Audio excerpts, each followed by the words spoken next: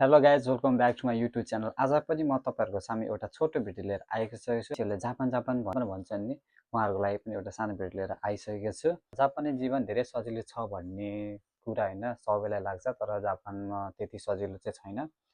Japan चाहिँ एकदम धेरै गाह्रो छ। जापानको कथा भनेको वास्तविक कथा अलिक फरक छ। म त्यही भन्न आएको आज म हजुरहरूलाई। हेर्नु, राम्रोसँग भिडियो हेर्नु है त। बिहान सबभन्दा पहिला उठेर काममा जानु र दिनभरि उभिएर काम गर्नु, अनि थाकेको शरीर लिएर फेरि कोठामा फर्किनु, यही नै हाम्रो दैनिकी जीवन हो। हामी विद्यार्थीहरूको, हामी काम गर्नेहरूको सधैँको दैनिक जीवन यही नै हो। कहिले काममा गल्ती हुन्छ र कहिले काहीँ गाली पनि खानुपर्छ। जति गाली खाए पनि आफ्नो घर परिवार सम्झेर, दिदी बहिनीहरू सम्झेर मुस्कुराउन सिक्नुपर्ने हुन्छ।